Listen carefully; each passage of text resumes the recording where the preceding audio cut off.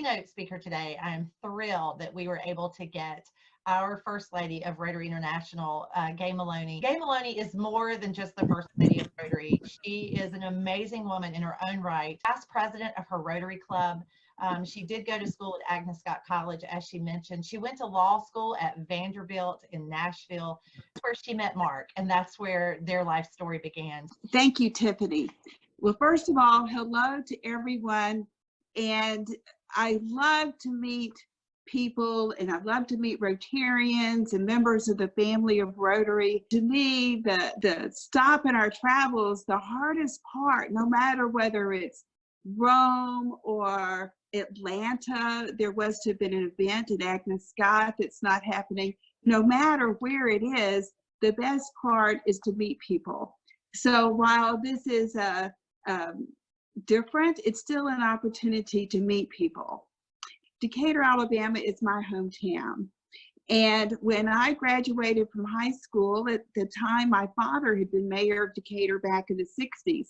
And indeed, Point Mallard Park is an 800-acre park, a public-private enterprise here in Decatur, Alabama.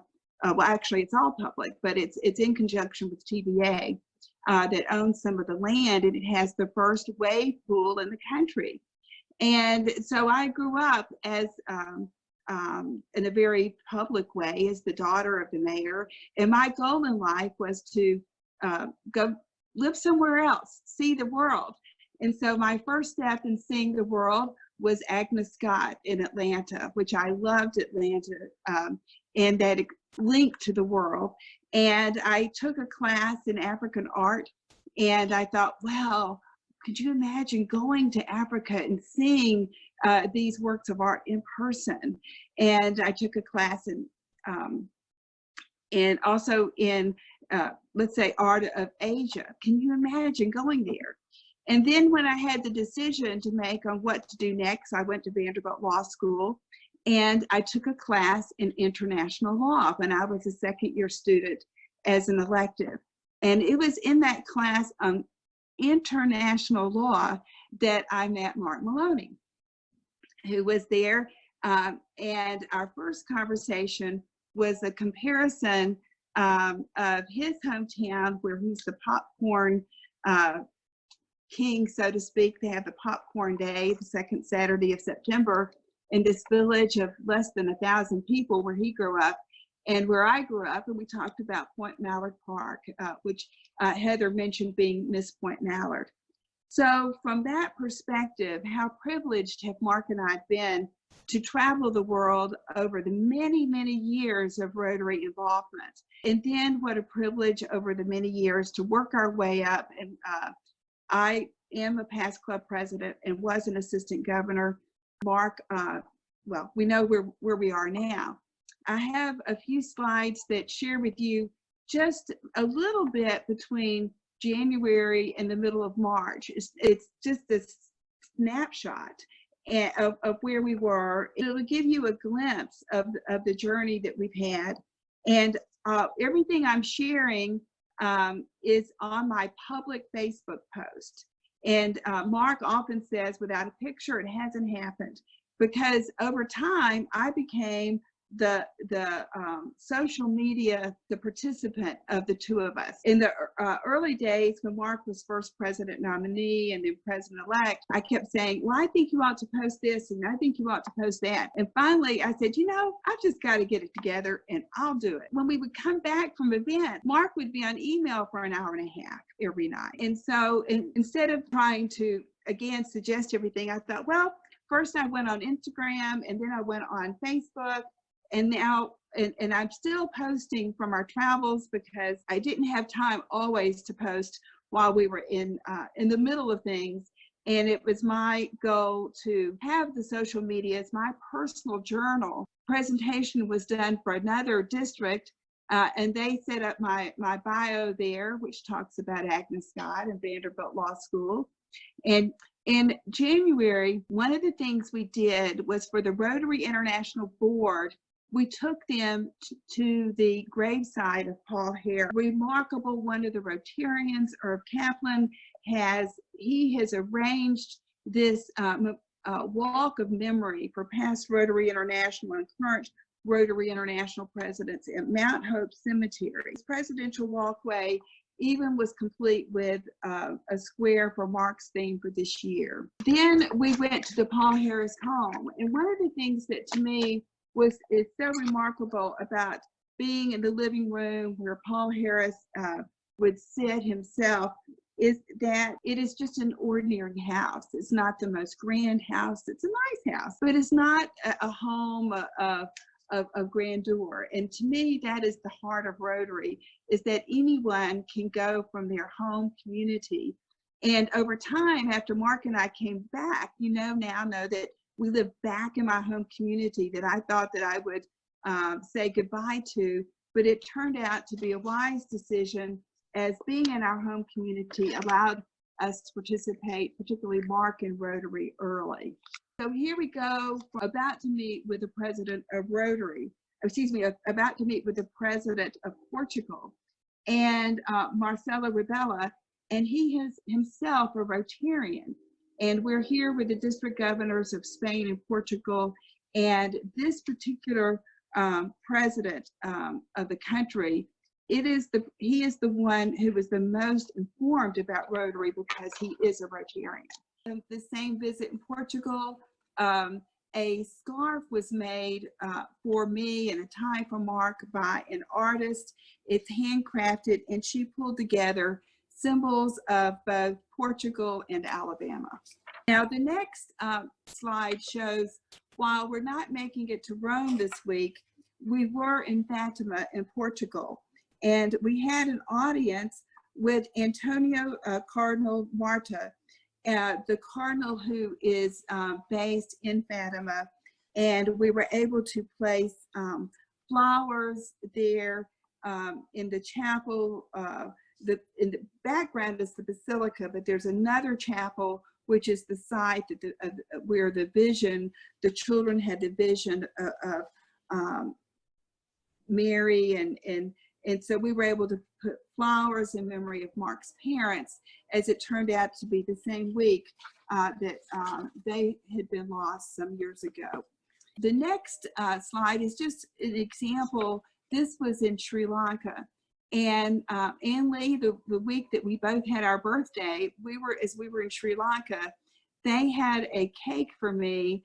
And at first they kept saying, well, blow out the cake. And I was waiting for everybody to,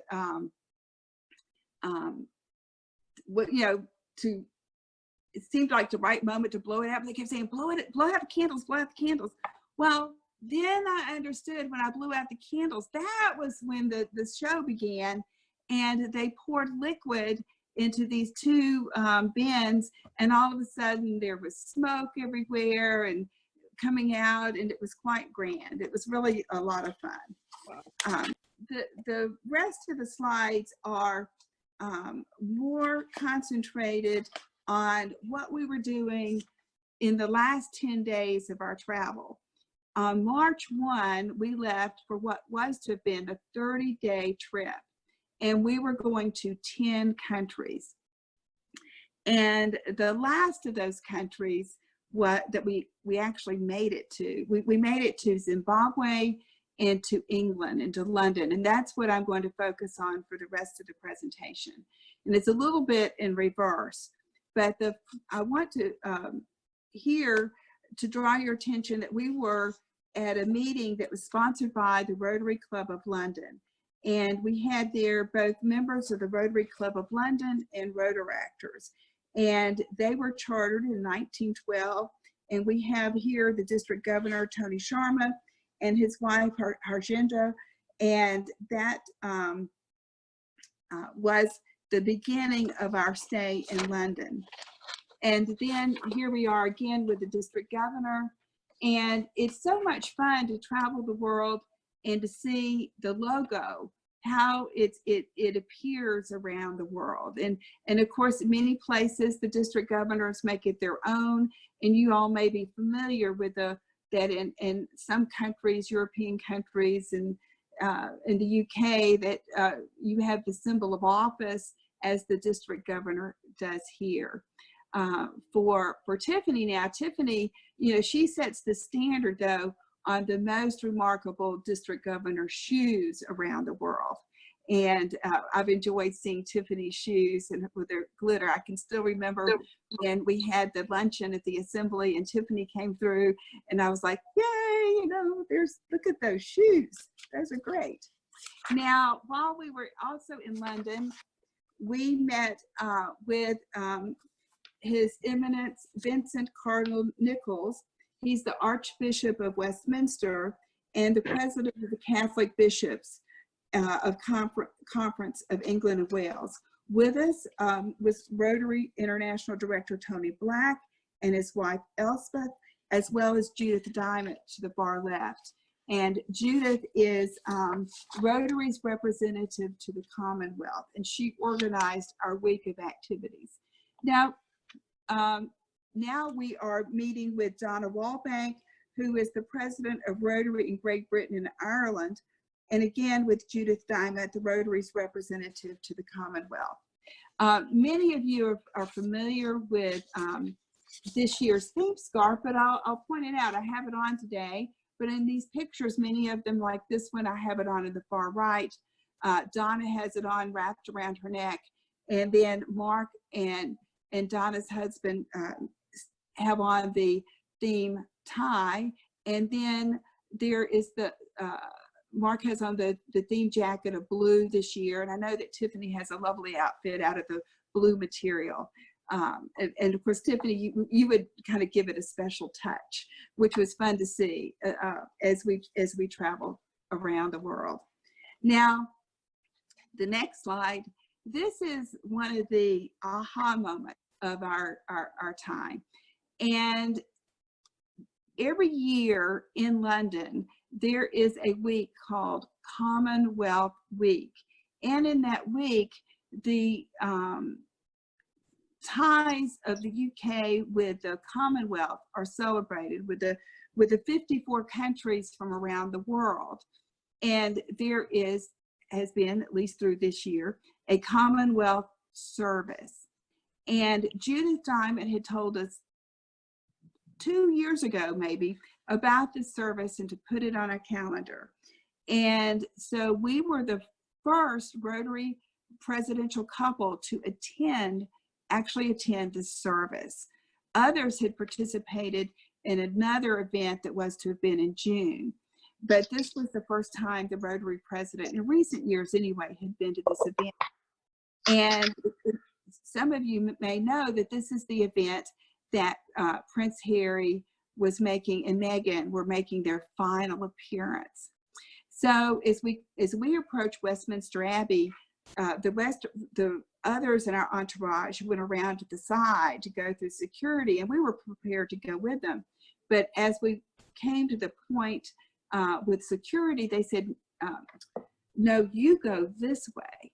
And so we were invited to go through the front door, and we did not go through security. We had special seats, and that was a little bit of a surprise to us to have such special seats. And we were in the inner choir, and so we took the path and to that special seating area. We were escorted by the ushers, and so we had the opportunity to see the royal family up close as they came in, to see the drumming group that they had as entertainment. It was just really remarkable. And you know, even though we were the ones that filled that special seats for that day, it was really the reputation of Rotary International that held those special seats. We were the ones who walked in on behalf of Rotary, but I really felt that Rotary's reputation in the Commonwealth is so high that, again, is what elevated us to those seats. Now, here's part of our entourage with the governor, with Judith, with some of the Rotary actors. And I believe on the next page, there's another picture. The Rotarians, they made a donation the Rotary did, so that the Rotaractors could be there. And these Rotaractors represented, of course, the up and coming people in London. It was great that they were there. Now, what's interesting about this picture is if you look on the far right, you see the two choir boys. Yes, there we are, Tiffany. Tiffany, there we are. That's how special our seats were. And here's one of the drum groups that, the drum group that came in. And this picture was taken and broadcast around the world in a live broadcast. And my sister in Tennessee was able to take this picture, send it back to us, and Mark received it in a text while we were sitting there in the service. Now, later that evening, we had the opportunity to meet Prince Charles at a reception, and many people there, and Lee, particularly for your benefit, as a polio advocate, were very, very involved and knew about the polio efforts around the world and Rotary's role in them. And as we go to the next picture, at the there is a polio exhibit in the History of Medicine galleries at the Science Museum. And that was really, it was a great exhibit, and it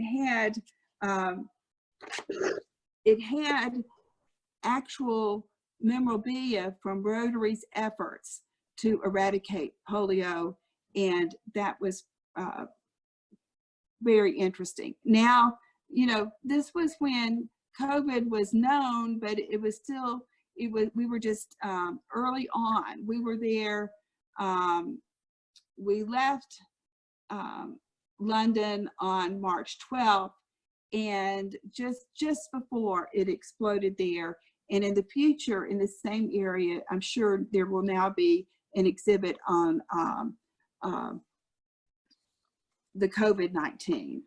And one more comment about being in, before we go to Zimbabwe, while we were in London, there was an event at the Houses of Parliament for a polio update, which included Aziz Mamoun from Pakistan and Michael Saffron from WHO, and it was an excellent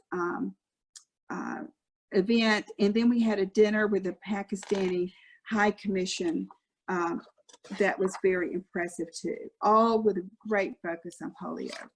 Now, before we were in England, our stop before that was in Zimbabwe, and we participated in a vocational training team from India and Zimbabwe, a medical mission in Mutare, Zimbabwe. And that district includes Malawi, northern Mozambique, Zambia, and Zimbabwe. And the district governor, Douglas Katango, was from District 9210, and then District 3080 from India, the home district of our past President Raju Sabu, and under the current leadership of Jatendra Dhingra. And anyway, it was great. It was a great week. And the picture on the left is at one of the two hospitals where the medical training took place. And the picture on the right is from a youth event that we had. And the next page has, this is a group of early ACT that they were wonderful. They all recited the 4-way test. That was their role in that. And the next slide is the early ACT's representative giving us a token remembrance. And the two young people to the left are Rotaractors who were the MCs. Now, here we are back to Mutare, and this is an example where the Rotarians and from both India and Africa, from Zimbabwe, are making such a difference. Over 3,000 patients were seen, over 1,145 procedures, 506 major surgeries. And Raja, Subbu, and Usha have been doing these medical missions for about 25 years. And here we have on the far right, that is Ritu Dhingra, the First Lady of the District 3080. And then the last slide is a picture of me with Ritu and with Usha Subbu. And Usha has been a wonderful mentor to me over the years as a First Lady of Rotary. And often when I've heard her speak, it's very humbling to hear her words and her vision. And Ritu was a great current model of Rotary in action as a partner. Now that is a quick journey around the world. Now, had our journey continued on, we were actually packing our bags after our dinner at the High Commission, and we were preparing to go to Switzerland from England. And there was to have been a concert, a fundraising concert for Rotary, which had been planned for 2 years, and they had 1,800 tickets sold. And we were to have gone to that concert. We were to have met the Prince of Liechtenstein.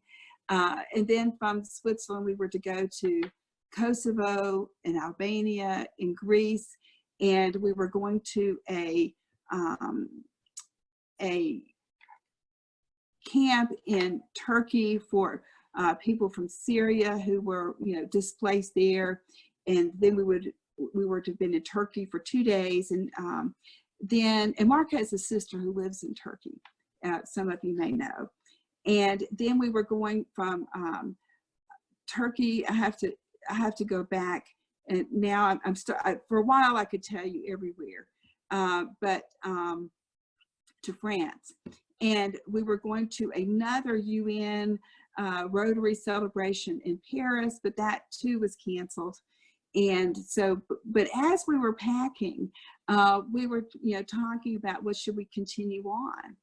And, this was when you have, just as all of you, your district conference that didn't happen, when you have these great plans, it is so hard to let them go, to make that next decision about, you've had this on your calendar we've had these things on our calendar for 2 years. And March was kind of going to be the Africa lead-in, but then Europe, it was all took many, many meetings to orchestrate that. But while we were at the dinner at the High Commission, Mark received several texts, and he had signed up for the U.S. Embassy has an update if you're traveling to a country. And, so we started getting these updates. Well, this country, they've now quarantined everybody who's coming in. This country, they're not going to let anybody in. And so the countries, the ability to go to these countries, the domino effect was starting to apply. And the event in Paris had already been canceled. And so we decided, one of the Rotary staff sent us an article that said there was a potential that the US government would stop allowing people coming in from Europe. Still from the UK, but not from Europe. Well, once we took that plane the next morning to go to Europe, we were going to be in Europe. And so we decided at 10:30 that night that we had to return to the United States. And so the Rotary staff, they were able to book a plane for us. The next morning we left at 5:30 a.m. and we went to the airport, and we flew from London to Chicago to the Rotary headquarters. And then within 2 hours after we made that decision, President Trump announced the flights from Europe would be, no one could come after Saturday. And then there was, there was chaos after that, and we missed that chaos. So we felt like there was we had a guardian angel on our shoulder that got us back safely, although disappointed that our plans wouldn't happen. And so that weekend that we were at the condo, every president has a condo for their year as president-elect and president. And so we had been by the headquarters, and Mark had had a couple of meetings about, well, what next? What do you do next? And of course, everybody had been starting to ask, well, what about the convention? And so Friday, while we were in a meeting, and there was like, well, maybe we could delay registration and this type of thing. And but then, so again, what do you do next in that situation? So Mark and I spent the weekend at the condo, and actually after that, Friday night we had dinner with Holger and Suzanne. They came up from their condo, but we haven't had a meal with anybody else since that night, since that Friday night, March 12th. We have not, not anywhere. And so after having, had a meal with almost every night with a group, small group, big group, for a long time. And so that weekend, Mark is really, on his computer reading about the virus. And someone's asked me what's the hardest thing as the spouse of the president. Well, sitting with Mark Maloney that weekend, that's the hardest. And so anyway, by Sunday, Mark had come to the realization that, and this was early on, this is before we didn't know then what we know now, but that probably the convention couldn't take place. So on Monday morning, he let a few key people know that there was to be a meeting later that day about, well, different scenarios. He said, well, I have a few phone calls I want to make, but likely it's not going to happen. Many of you remember Bruce Aylward, who has long been a champion of Rotary. And Bruce is leading the WHO effort with regard to the virus, particularly the team that went to China. And he used to lead Rotary's, WHO's effort with polio. And Mark felt like that in making the final public decision about canceling the convention to Honolulu, that it would be prudent to talk with Bruce Aylward, with Dr. Aylward. And Rotary has the type of standing that when Mark Maloney, the president as president, wanted to talk with Bruce Aylward, he was available, and even in the middle of things. And so I'm there in the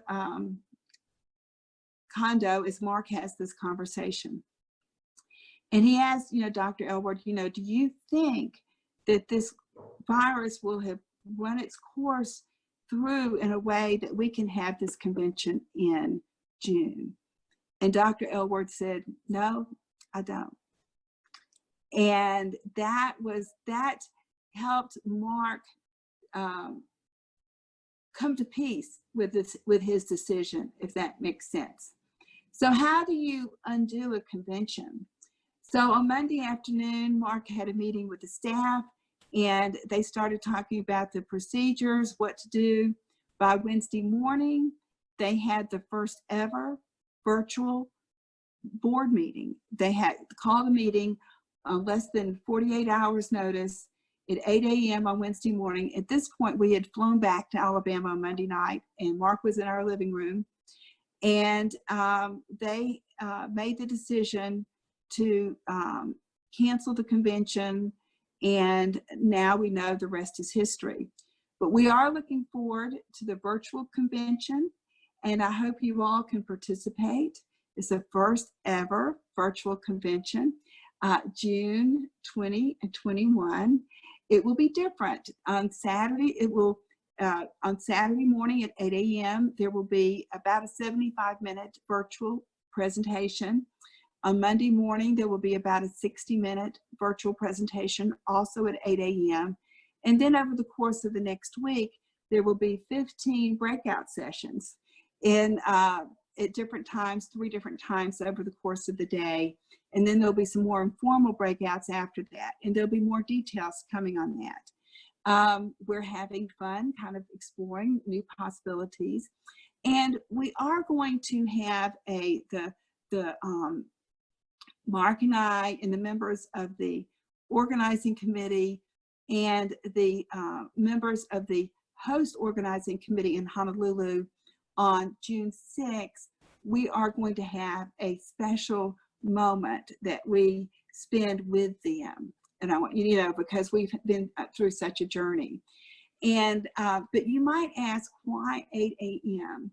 It is the time, it's the magic hour in Rotary where you can reach the most people who are awake.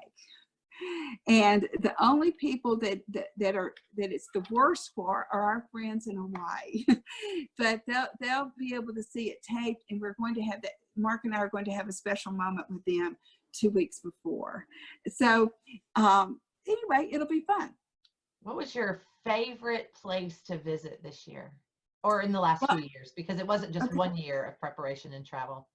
Right, we've been to 30 countries, and we have, you know, we were to have gone to Rwanda in June and Nigeria in June to celebrate the eradication of polio from the continent of Africa. We were to have gone to Nepal. Anyway, those are the places. We're not getting to the rest of the year, but some of the places that I think in terms of experiences, because if you think of it's more than a place, it's the experience. And what's we've been, you know, more than once we have been around the globe in one trip, you know, where you leave the United States, you go to New Zealand and then to Australia, and then by way of Singapore, you end up in Germany. And I mean, we've been traveling like that. And it'll be a long time before people travel again like we were doing. One of my most interesting experiences was in Vietnam, where Mark and I were there with Rotarians working on an Operation Smile to give children the opportunity to have surgery to correct their cleft lip. And that was just very, very interesting. And then, and just very, one of the things, there are 2 things from that particular experience. And of course, the Rotarians, the group there, they were there longer than we were. And it was mainly Rotarians from Korea and California that were in Vietnam. But they matched us with a young man who was there with his baby, and the baby's name in English was Pink. And the young man, because he was very young to me, but he, as it turned out, you know, at first I thought, oh, you know, he seems nice, but what do we have in common? You know, he turned out he has a fish stall in northern Vietnam, and he was from one of the minorities in northern Vietnam. And as there was the interpreter, we spent the day, one day following he and his baby and the aunt who came with him, but as they went through the preliminary test. And then the next morning, this baby, who was about 10 months old, 9 or 10 months old, she had the surgery first. That was the good part of being connected with us, is that they made sure our quote surgery, our baby, got operated on first. But you know, he had he was Buddhist, and he said they had a sonogram, so that they, remarkably, in a country that didn't have all the medical services, they did have a community public health clinic where they knew before this baby was born that this baby would be born with a cleft lip. But he said, you know, we are Buddhist and we do not believe in abortion. So he went to an internet cafe or something, and he knew to search the internet, and he found Operation Smile. So he rode a bus all night long with the baby, and his wife couldn't come because the fish stall they were hosting, they were providing the fish for a wedding that weekend or that week. And so the mother couldn't come. And the daddy said, you know, we feel like we eat right, we do all the right things. We don't know why we had this baby. And after the surgery, I get emotional when I talk about this. He prayed to us. He prayed, and he did the sign of the cross on my forehead. And here we think, you know, we're doing good deeds in the world.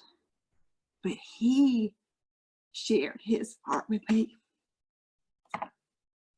That's it. Amazing opportunity, and I know every one of us who are Rotarians have a similar experience on a smaller scale, and that's what Rotary is all about. And I know it's been an amazing experience for you for these several years. So when we talk about what's next after July 1 for Mark and Gay? Well, as you see, I'm in my law office, and I now have more time than I've had for my clients. I'm an estate planning attorney, and I have several people who said, I've been waiting for you to get back, or you know, to update my plan or whatever.